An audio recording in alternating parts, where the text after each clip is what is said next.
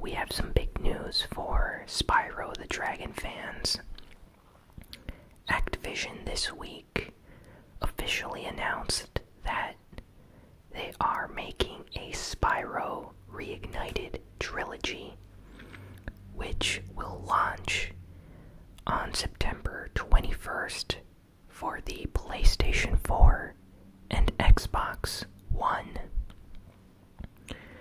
This trilogy collection is going to be including the original 3 Spyro the Dragon games from the PlayStation 1, and they're going to be, remastered in HD with improved graphics, reorchestrated music, and additionally, a rumor came out this week that a Nintendo Switch version would be releasing on the system as well.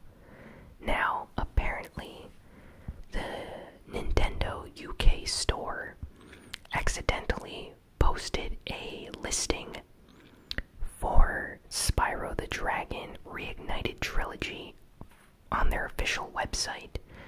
So, it's safe to say, even though it's not been confirmed yet, that the Nintendo Switch will be receiving this game as well. So, if you're a Spyro fan like me, this is amazing news. I can't wait to play this series again. I really like the original trilogy, and having the ability to play it on the PS4 again and in the handheld mode on the Nintendo Switch is going to be a lot of fun. So not sure which version I'm going to pick up, but it's probably going to be the PS4 version. But I'm interested in the Switch version as well, whenever that gets released. There's a trailer up on the official Activision YouTube channel and the Sony and Xbox YouTube channels, so go check out the trailer if you're interested. And I think they're going to probably show more gameplay at E3 in about a month or so. E3 is in June. So, yeah, we have about 2 months until E3, and they're probably going to have another trailer there and maybe a gameplay booth where people can go try out the game for themselves. Next up, we have some news for Overwatch. So, we all knew there was going to be a new Overwatch event, and Blizzard this week officially revealed that on, let's see, when is it coming out? On April 10th, the new Overwatch event is going to go live, so that's just in a few days. So, the new event is called Retribution, and apparently it's going to have you use the Blackwatch members in Overwatch. Now, for those that don't really know stuff about Overwatch, essentially Blackwatch is the organization that's necessarily, I'd say, classified as the bad guys of the series, just because they don't follow the rules. They're kind of like the anti-heroes. So they're gonna have Genji, Reaper, McCree as these 4 playable characters for this special Retribution event story mode. And they're also going to be adding a new map to the game. It's going to be a Venice map. So Overwatch is getting a new map. Really excited about this. I can't wait to see what this new map's going to look like. I think Venice actually sounds like a pretty cool idea for a map, so I wonder just how they're going to implement that for the game.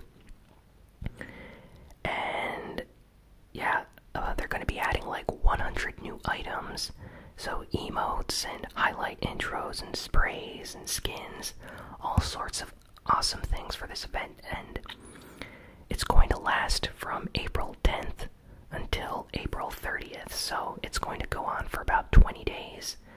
So it's a very limited, special, timed event for Overwatch. there's some like screenshots online of certain areas, and Jeff from the Overwatch team talked about this a little bit and what exactly they're trying to do with this new event this year. So be sure to check those out if you're into Overwatch like I am. Well, next up we have some Fortnite news. So Fortnite was updated recently, and it received some brand new features and bug fixes and a lot of other awesome things. So first, they've added vending machines to the game. They're kind of rare to find. I believe they do not spawn in the same location each time, so they're random. And essentially, you're able to purchase items from these vending machines, like weapons, for a certain amount of wood or metal or brick. So if you have like 500 metal, maybe you'll be able to pick up an assault rifle or something like that. Now, I have only found one of these vending machines so far, and it just had like suppressed submachine gun and like a hand cannon and stuff like that. I didn't really find anything, awesome yet, but I hope I find one that gives like better weapons, because stuff like gray assault rifles you can easily pick up, so it's not necessarily worth spending your materials on. But I really like the idea of vending machines, and they make a very unique noise when they're nearby, like a whirring sound. So you're really going to be able to tell where they are in the area that you're located just by the sounds they make. Just like chests, when you're near a chest, it makes kind of like a shiny noise. I don't know how to describe it, but vending machines have a similar like whirring sound that draw attention to them, so that's really cool. There's a new explosive mode now. Basically, it's a mode where everything is explosive. Like they're all explosive rounds, rockets, missile launchers, rocket launchers, guided missile launchers, and all that other stuff are in this mode. You do not pick up regular weapons. There's no assault rifles or pistols and stuff like that. No shotguns. So I played one of those modes this week. It was a lot of fun. It's available both for the single, like solo player mode, and for squads. So if you want to play with your friends or alone, you can check this mode out. It's a lot of fun. And I actually played a match with some subscribers and we won. So I'm going to have to upload that video eventually. I have a backlog of a lot of videos right now, so I need to get to those first. But the explosive mode is a lot of fun, and if you're having a hard time getting the new guided missile launcher, you should definitely check this mode out, because they spawn like crazy in this mode, so you're able to pick one up very easily. And then there's like the Week 7 Battle Pass challenges for Fortnite. If you have the Battle Pass, there are new challenges this week that have just been unlocked. One of them is for finding secret gnomes. There's secret gnomes hidden in various locations on the Fortnite map. I completed the challenge, but it was kind of creepy at first, because I did not know what these like laughing sounds were, so I thought it was like a strange Easter egg or something, but apparently these gnomes laugh when they're nearby, so if you find them all, you get like a,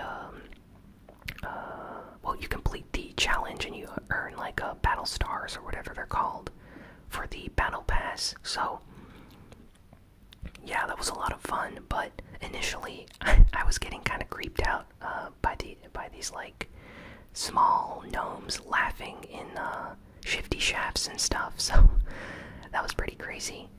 I had to look online exactly what this laughing was, and then I figured out it was the gnomes. So yeah, they're hidden all over the map.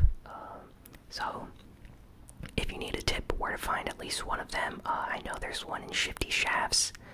I found one in Tomato Town in the back office room. You usually have to break like some furniture or stuff that's blocking the area where the gnome is hidden, so if you hear them laughing nearby, that means that you need to break some stuff in the vicinity.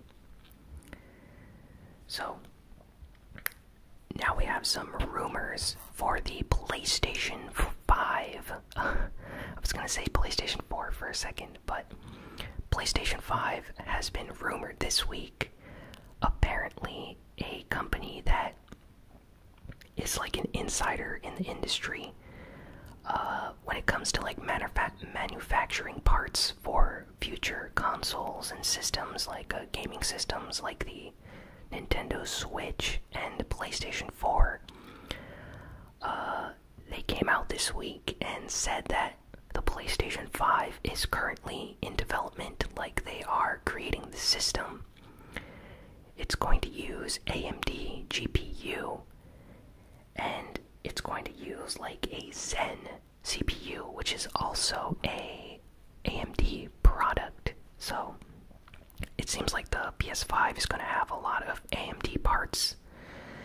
And additionally, Sony is planning on putting the VR capability directly inside the PlayStation 5. So for those that don't know, right now with the PlayStation 4, the standard version, when you get the VR headset, it's not necessarily as compatible as it should be, and there's like all these external plugs and things you have to connect.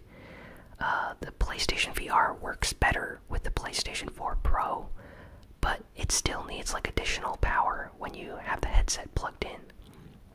So what they're planning on doing with the PlayStation 5 is having all that stuff already included in the system, so it's already VR capable and ready when people buy it. So it seems like Sony might be continuing the pursuit of VR in the next generation of consoles, so that's very interesting. And yeah, this is a rumor, of course, so we don't know if the PS5 is exactly in development right now, but according to this website, it is. And they were correct about the Switch and PlayStation 4 back when they were in development, so they have at least some credibility to them.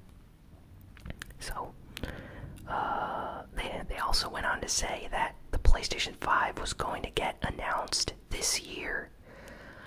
I really doubt that. I don't think that Sony is going to announce the PlayStation 5 this year.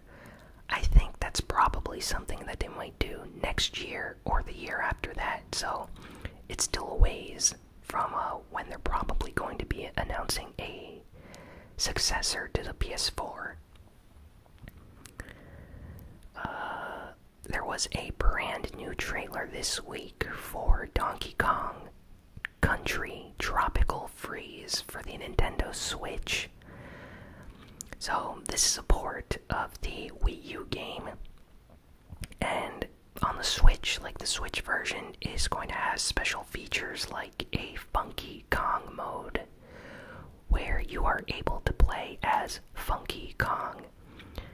And apparently they've added some other features and stuff to the game, so I'm really excited about this. The ability to play Donkey Kong Country Tropical Freeze on a handheld system like the Switch really intrigues me, so I'm definitely going to be picking this up when it comes out. And if you're a fan of Donkey Kong as well, I highly recommend you go check out this new gameplay trailer. And lastly, Chrono Trigger is going to be getting patched and updated on the PC. So I'm a big Chrono Trigger fan. Chrono Trigger is considered to be one of the best RPGs on the Super Nintendo. And it was recently brought to the PC. They released it on Steam. And a lot of fans were really angry because the graphics were not the same as the original version. They kind of butchered the pixel artwork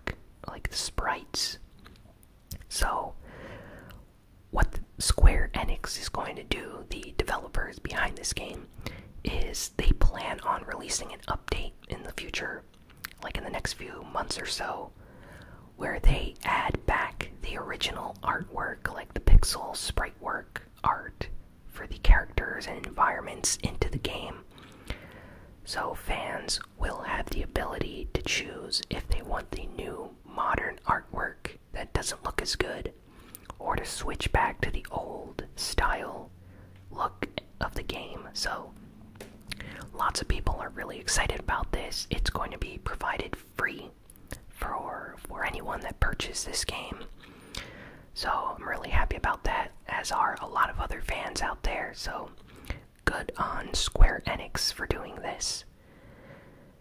And yeah, that's it for this week. Kind of a slow news week aside from Spyro and Fortnite and Overwatch news. But yeah, that's it for this week. Thanks for watching or listening to this ASMR Gaming News video. Please be sure to like, comment, share, and subscribe. And I'll be back next week with a new ASMR Gaming News video. So thanks again for watching, and I'll see you all next time.